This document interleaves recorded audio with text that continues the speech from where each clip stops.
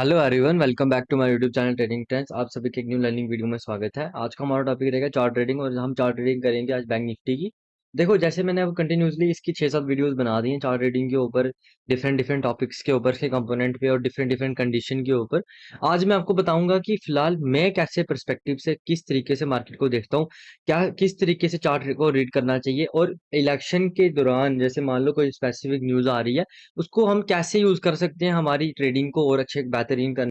आज इस वीडियो में आपको ये सब चीजें क्लियर करूंगा। देखो, पहले आपको समझना पड़ेगा, जैसे मैं कंटिन्यूसली बोलता हूँ कि पहले शुरुआत करता हूँ वन डे के चार्ट से या 1 वीक के चार्ट से। तो कंटिन्यूसली पहले आपको ये 1 डे का चार्ट और 1 वीक का चार्ट आपके माइंड में क्लियर होना चाहिए। देखो, फिलहाल 1 डे का चार्ट भी मेरे लिए सफिशिएंट है। पहली चीज जो आपने देखनी की, कैंडल की जो क्लोजिंग आई है 1 डे में वो कहाँ पर आई, उसके साथ साथ कितने पॉइंट की मूवमेंट हुई है, उसके साथ साथ अगर मार्केट गैप अप खुला तो कितने पॉइंट गैप अप खुला, लगभग 1900 पॉइंट गैप अप खुला था market. 1900 plus point gap up थे। उसके बाद आपने क्या देखना है, अगर मार्केट ऑल टाइम हाई के पास है, कोई इंपॉर्टेंट सपोर्ट रेजिस्टेंस के पास है, तो वो लेवल आपने देखने हैं। जैसे कि इस केस में हमारे पास ये पुराना जो हाई है एज अ इंपॉर्टेंट सपोर्ट की तरह काम कर सकता था, और इसने किया भी। वो सपोर्ट क्या थी, 49,974। तो लगभग 50,000 के पास पास ये सपोर्ट थी, साइकोलॉजिकल लेवल भी था। तो मार्केट ने यहीं से आके लो, देखो मार्केट ने क्या लगाया, 50,092 का। देखो अभी थोड़ा सा मार्केट काफी ज्यादा वोलेटाइल है, और उसकी वजह से कहीं कहीं ना, अगर आप देखो मूवमेंट जो आ रही है बहुत बड़ी बड़ी आ रही है। तो 50-100 पॉइंट का इस मूवमेंट में फर्क पड़ता नहीं है। तो लगभग कहीं ना कहीं मार्केट ने इसी लेवल के देखो, जब हम बोलते हैं, मैं आपको कंटिन्यूसली बोलता हूँ, जब 50,000 का लेवल है तो इसके 50 पॉइंट ऊपर, उसके 50 पॉइंट नीचे, ये हमारे लिए एज अ रेजिस्टेंस या सपोर्ट रहता है।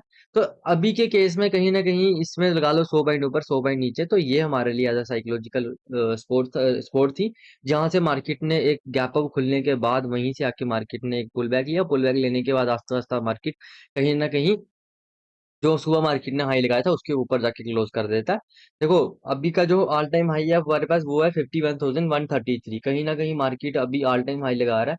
तो एक चीज आपको देखनी पड़ेगी, मार्केट ने किया क्या, मूवमेंट इतनी बड़ी क्यों आई, इलेक्शन की न्यूज की वजह से आई, किसकी वजह से आई। एग्जिट पोल के जो आंकड़े थे वो ये बता रहे थे कि बीजेपी ने जिसने जितनी सीटें पिछली बार ली थी, तो लगभग 2019 में अगर जितनी सीटें थी उससे ज्यादा बढ़ के सीटें आ रही हैं। तो एग्जिट पोल में हमें ये बताया जा रहा है। और ऊपर से क्या था कि 1 तारीख को लास्ट फेज है इलेक्शन का, जिसकी वजह से 6:30 के करीब सारे चैनल्स में एग्जिट पोल आने शुरू हो गए। और सारे ही चैनल में जो एग्जिट पोल आ रहे थे, बता रहे जा रहा था, वो सारे ही पॉजिटिव बताए जा रहे थे, अच्छे खासे पॉजिटिव बताए जा रहे थे। ह्यूज मार्जिन से जीत रही है ये बताया जा रहा था। तो काफी चीजें पॉजिटिव थी, सेंटीमेंट पॉजिटिव था। और लास्ट में अगर आप कैंडलस्टिक चार्ट को समझो, कहीं ना कहीं बैंक निफ्टी ने अपर एंड में आके क्लोज किया था। लास्ट के जो फ्राइडे को जो क्लोजिंग दी थी मार्केट ने 49,000 के साइकोलॉजिकल लेवल के पास आके क्लोजिंग दी थी। देखो, इतना बड़ा गैप हो जाएगा ये तो हमें भी नहीं पता होता, और हम इसको अगर सोच के चलते भी नहीं है। पर क्या होता है कि जब 9-7 में हमें पता चल जाता है कि मार्केट क्या खुल रहा है, तो हम सारा अपना स्पोर्ट डिसीजन चेंज कर देते हैं। कहीं ना कहीं इसी चैनल को continuously market as a resistance की तरह ले रहा था। आज इस चैनल के बाद जाके लगभग आज क्लोजिंग आ चुकी है। अब कल के लिए इंपॉर्टेंट डे रहेगा, क्योंकि कल है 4 जून और कल इलेक्शन का रिजल्ट कंटिन्यूसली आपको सुबह से दिखना शुरू हो जाएगा। 1-2 बजे के करीब इसका टोटल आपको पूरा पता चल जाएगा कि क्या बना मार्केट में, ओवरऑल किसकी सरकार बनी, कितनी सीटों से जीती है, कितने मार्जिन से जीती है। जो एग्जिट पोल बता रहे हैं क्या वो सच है, या उसमें थोड़ा बता ऊपर नीचे का फर्क है। तो उसके अकॉर्डिंग मार्केट उसको रिएक्ट करेगा। लेट से कोई महाराष्ट्र में न्यूज आई है, कि भाई सीटें बीजेपी ज्यादा जीत रही है, तो मार्केट उसको एज पॉजिटिव लेगा उस कैंडल पे स्पेसिफिक टाइम पे। क्योंकि अभी क्या होगा कि लाइव ट्रेडिंग होगी और लाइव रिजल्ट अपडेट होंगे, तो उस वजह से क्या होगा, रिएक्शन भी मार्केट लाइव में देगा। लेट से कोई अच्छी खासी कोई मूवमेंट आ जाती है, जैसे मान लो कोई एक बीजेपी अच्छी खासी सीटें जीत जाती है, तो मूवमेंट ऊपर वाली साइड आएगी। अच्छी खासी सीटें किसी की जगह हार जाती है, तो मूवमेंट नीचे वाली साइड आएगी। तो वो चीजें आपको लाइव मार्केट में दिखेंगी। अगर वोलेटिलिटी कल बढ़ती है तो अवॉइड करना, कोशिश करना, आप थोड़ा सा अवॉइड करने की कोशिश करना। क्योंकि क्या रहेगा कि अगर मान लो लेट्स से एक कैंडल ऊपर जा रही है, दूसरी कैंडल बहुत तेजी से नीचे आ रही है, तीसरी फिर से ऊपर जा रही है, तो इस केस में, स्पेसिफिक केस में क्या होता है, कहीं ना कहीं आप अगर ट्रेड लोगे, आप लेट्स से आपने ब्रेकआउट पे ट्रेड लिया, अगली कैंडल गिर गई, तो आपका एसएल हो सकता है, एसएल होने के चांसेस ज्यादा है। इस कंडीशन में फिर आप क्या करना, थोड़ी देर वेट करना। वेट किसका करना, जब मेजर स्टेट्स होंगी, जब मेजर स्टेट्स के इलेक्शन के रिजल्ट आ चुके होंगे, उसके बाद मार्केट ने जो डायरेक्शन पकड़ी होगी, जब मेजर स्टेट्स के इलेक्शन के रिजल्ट आ चुके होंगे, उसके बाद मार्केट ने लेट से कोई भी डायरेक्शन पकड़ी, चाहे वो ऊपर वाली साइड की हो, चाहे वो नीचे वाली साइड की हो, जिस भी साइड की वो डायरेक्शन हो, उस पे जाके आप कहीं न कहीं उसके ब्रेकआउट या ब्रेकडाउन पे एंट्री लो, उसके बाद आप उसको कंटिन्यू कर सकते हो। तो छोटी-छोटी चीज़ें जैसे आपको पता होनी चाहिए, कैसे मार्केट रिएक्ट करेगा। देखो कोई नया बिगिनर है, तो अवॉइड करो अगर आप नए अभी आए हो, 1-2 महीने हुए हैं ट्रेड करते हुए और स्टॉक्स में ट्रेडिंग कर रहे हो, तो फिलहाल बैंक निफ्टी सोचो मत 6-7 महीने। तो उस केस में भी आप स्टॉक्स में अवॉइड करना चाहते हो तो कर सकते हो, कोई प्रॉब्लम नहीं है। अगर लेना चाहते हो तो छोटी क्वांटिटी से एक ट्रेड ले सकते हो। अभी क्वांटिटी आपकी छोटी रहनी चाहिए, छोटी क्वांटिटी से बड़ा पैसा बन सकता है। अगर आपकी डायरेक्शन सही है, आपका एनालिसिस सही है, आपका आपने जो ट्रेड लिया वहां से ट्रेड मोमेंटम पकड़ रहा है, तो आपको कहीं ना कहीं आप बड़ा पैसा बना सकते हो। देखो फिलहाल तो सेंटीमेंट पॉजिटिव है। अच्छा खासा गैप अप खुला, गैप अप खोलने के मार्केट पुल बैक लेता है, 1000 पॉइंट का लगभग 900 पॉइंट का पुल बैक लेता है, पुल बैक लेने के ऊपर एंड पे कहीं ना कहीं क्लोज कर देता है। अभी के लिए जो इंपॉर्टेंट लेवल है वो रहेगा, जैसे जो ऑल टाइम हाई है वो रहेगा, और साथ में रहेगा जो हमारे पास जो 59,000 का साइकोलॉजिकल लेवल है। इसके पास अगर मार्केट कहीं फ्लैट खुल जाता है, अब देखो क्या प्रॉब्लम क्या है। उससे पहले क्या हो रहा था, पहले तो इस चीज के चैनल के अंदर ट्रेड कर रहा था, अब चैनल के बाहर ट्रेड कर रहा है। आज मैं आपको थोड़ा सिखाता हूँ आज मार्केट ने क्या किया, 5 मिनट के चार्ट में दिखाता हूँ। इसको थोड़ा सा रिमूव करेंगे। कंटिन्यूअसली मार्केट क्या कर रहा था, मार्केट कंटिन्यूअसली इसी चैनल के अंदर ट्रेड कर रहा था। बट आज अगर देखो कहीं ना कहीं चैनल के बाहर आके ट्रेड करता है। और जैसा कि आपको पता है कि जो चैनल का जो अपर एंड का जो कहीं ना कहीं जो मार्केट ने कहीं ना कहीं अपर एंड के पास एक डबल टॉप टाइप बनाया था, जिसका मतलब है मार्केट थोड़ा सा नेगेटिव हो सकता है। बट कहीं ना कहीं वन डे में लास्ट के जो फ्राइडे को जो ओपनिंग हुई थी, क्लोजिंग हुई थी मार्केट में, अच्छी खासी उसमें बाइंग मोमेंटम शो हो रहा था। उस वजह से गैप अप खुलने की वजह से क्या होता है कि पहले नंबर तो जिन लोगों ने बीटीएस से ट्रेड लिया था वो तो ठीक है, वेल एंड गुड है। जिन्होंने नहीं लिया था, मार्केट पुल बैक देता है, पुल बैक देने के बाद यहाँ होल्ड करता है। देखो जब इतना बड़ा पुल बैक आए ना, इस होल्ड में आपका पैसा बड़ा नहीं बन सकता। कोशिश करो पहली मूवमेंट, अब इस मूवमेंट में आपको एंट्री नहीं मिली है तो अवॉइड करो अगली मूवमेंट को, क्योंकि स्टार्टिंग में क्या करो, अगर जिस साइड की डायरेक्शन बड़ी मोमेंटम की डायरेक्शन है, उस साइड कोई प्राइजेक्शन बन रहा है तो कोशिश करो उसी साइड एंट्री लेने की कोशिश करो। मार्केट नीचे आता है, एक अच्छा खासा पुल बैक लेता है, पुल बैक लेने के बाद मार्केट यहाँ पर सेलर कोशिश करते हैं मार्केट को नीचे लाने की, पर नीचे नहीं ले पाते। और यहीं पर आप देखो एक प्राइजेक्शन बनता है, इसका मैंने शॉर्ट वीडियो में भी एक्सप्लेन किया था। पर कहीं ना कहीं अगर आप देखो, हर कैंडल आपको कुछ ना कुछ बताएगी, हर कैंडल जहां पर, अगर आपको मैं इसको और बिल्कुल माइन्यूट तरीके से दिखाऊं, तो कहीं ना कहीं अगर आप देखो जब यहाँ पर बाइंग होना शुरू हो चुकी थी, उसके बाद क्या होता है, कहीं ना कहीं सेलर्स बीच में कोशिश करते हैं लाने की, सेलर्स कोशिश करते हैं, पर बायर कहीं ना कहीं अल्टीमेटली स्ट्रांग थे। और जैसे ही यहाँ पर इस लेवल के ऊपर ब्रेकआउट करता है, जिस लेवल पे जैसा जैसे आप सोच सकते हो। पर अगर आप थोड़ा सा बिगनर हो तो आप इसके ऊपर एंट्री लो, थोड़ा सा आपको समझ है तो आप यहाँ भी एंट्री ले सकते हो। जैसे ही मार्केट यहाँ से ब्रेकआउट देता है तो मार्केट एक ऊपर वाली साइड जाता है, एक पुल बैक लेता है और उसके बाद अच्छी खासी आपको मूवमेंट देता है। देखो ये छोटे मोटे पुल बैक होते रहेंगे, आपको सेंटीमेंट समझना पड़ेगा। इसके साथ साथ कंपोनेंट देखने पड़ेंगे। एचडीएफसी अगर आप देखो, एचडीएफसी कहीं ना कहीं आज बीरिश टू साइडवेज था, बाकी एसबीआई ना बहुत ज्यादा बुलिश था, आईसीआईसी और कोटक भी थोड़े से स्लाइट बुलिश थे। और एक्सिस बैंक भी काफी अच्छा बुलिश था आज। बट मेजर जो मूवमेंट आई है आज एसबीआई में आई है, एसबीआई ने लगभग अगर आप देखो तो लगभग 9-10% की मूवमेंट की है। तो ये सारे कंपोनेंट भी अगर आपको सारे आपके माइंड में होंगे, लगभग 9% के ऊपर जाके क्लोज किया तो अच्छी खासी मूवमेंट किया। एचडीएफसी ने 2% की किया, आईसीआईसी ने 3% की, पर जो मेजर मूवमेंट किया है एक्सिस बैंक ने किया और एसबीआई ने किया। तो जो मेजर आज जो बैंक निफ्टी को चलाने वाले थे तो वे दोनों बैंक ही थे। बट क्या रहता है कि अगर एचडीएफसी अगेंस्ट डायरेक्शन में चल रहा है, आईसीआईसी अगेंस्ट में चल रहा है, एसबीआई पॉजिटिव में चल रहा है, तो वो मार्केट को इतना तेजी से ले नहीं जाएंगे। पर एसबीआई की मूवमेंट बहुत ज्यादा हो गई थी, 9% की मूवमेंट एक दिन में, और गैप अप भी खुला था। तो कहीं ना कहीं मार्केट अच्छा खासा स्ट्रांग था। मार्केट एग्जिट पोल को एज अ पॉजिटिव इम्पैक्ट की तरह देख रहा है कि भाई मार्केट में पॉजिटिव इम्पैक्ट ला सकता है वो, तो उस वजह से मार्केट भी पॉजिटिव है। और कहीं ना कहीं अगर आप देखो तो अच्छा खासे आपको दो प्राइस एक्शन मिले, वापिस मार्केट ने एक रेंज बनाई। देखो अगर मार्केट को नीचे जाना रहता है तो मार्केट ने जहां से ब्रेकआउट दी थी इस लेवल के पास आके सस्टेन करता, और जो ऊपर प्राइस एक्शन बना होता वो लगभग ऐसे जब मार्केट नीचे आ रहा होता और यहाँ होल्ड करता, तो फिर जब ये 50,600 के लेवल के नीचे ब्रेक करता तो फिर हमें वापस यहाँ पर एज अ बीरिश मोमेंटम एक नीचे वाली साइड के लिए मिल सकता था। तो कहाँ तक मिल सकता था, डे लो के पास मिलता था, 50,100 से 200 के पास तक मिल सकता था। ऊपर की साइड अगर आप देखो तो कहीं ना कहीं मार्केट इस चीज को ब्रेकआउट करता है, ब्रेकआउट करने के बाद लास्ट के आवर में थोड़ी सी मूवमेंट देता है। बट वो है कि ये लास्ट के आवर में अगर आप ट्रेड ना भी करो चलेगा। फिलहाल अभी ऐसा कुछ नहीं है, बायर्स के कंट्रोल में मार्केट, टोटली बायर्स के कंट्रोल में, अच्छा खासा गैप अप खुला, सस्टेन किया। देखो मेन चीज है, मैं जो आपको सुनाना चाहता हूँ कि आपको स्पॉट पोजीशन लगाने की जरूरत नहीं होती। जैसे मान लो ये ऑटोमेटिकली, हमेशा आपको एक चीज की प्रॉब्लम होती है, जैसे आप क्या करते हो, आप ना इधर कई बार जोन ड्रा नहीं करते, ये चीजें हमेशा जोन में ड्रा करनी चाहिए। जैसे अब मैंने जोन ड्रा किया, अब मैं एंट्री लूंगा कैसे? पहले तो मैं देखूंगा प्रीवियस स्विंग, जो मार्केट के प्रीवियस स्विंग है वो क्या कर रहे हैं। जब तक मार्केट इसके नीचे क्लोज नहीं कर रहा, समझ लो कि मार्केट में कहीं ना कहीं बायर्स ही स्ट्रांग है। अगर मार्केट इसकी जगह क्लोज कर देता तो कहीं ना कहीं हमें पता चलता सेलर ज्यादा स्ट्रांग है एज कम्पेयर टू बायर। पर क्या होता है कि मार्केट ने जो जोन ऊपर बनाया था, जो मार्केट का ऑल टाइम हाई भी था, उसके साथ मार्केट ने एक बार यहाँ पर टच किया, दूसरी बार टच किया। अब क्या होता है, कहीं ना कहीं मार्केट आके यहाँ पर सस्टेन करने लग जाता है। देखो सस्टेन कर रहे हैं, उसके साथ साथ क्या दिख रहा है हमें कि जो प्रीवियस स्विंग है, एक ट्रेंड लाइन अगर आप ड्रा करो तो प्रीवियस स्विंग मार्केट ब्रेक नहीं कर रहा, जो मेजर प्रीवियस स्विंग है ब्रेक नहीं कर रहा। तो कंटिन्यूसली मार्केट आप देखो तो फिर आप एंट्री यहाँ भी ले सकते हो, जरूरी नहीं है आपने इसके ब्रेकआउट पे एंट्री लेनी है। आप एंट्री यहाँ भी ले सकते हो, छोटा सा रिस्क लेके। आपका रिस्क रहेगा लगभग प्रीवियस स्विंग का लो, लगभग 50,700 के पास पास। और सेम इस केस में यहाँ भी आप एंट्री यहाँ ले सकते हो। क्यों? क्योंकि आपको समझना पड़ेगा कि बायर्स कहीं ना कहीं ज्यादा स्ट्रांग हो चुकी है। अगर सेलर इतने स्ट्रांग होते हैं, जब मार्केट इसको ऊपर लेके आए, यहीं पर थोड़े से सेलर एक्टिवेट होते हैं और यहीं से मार्केट को नीचे ले जाते।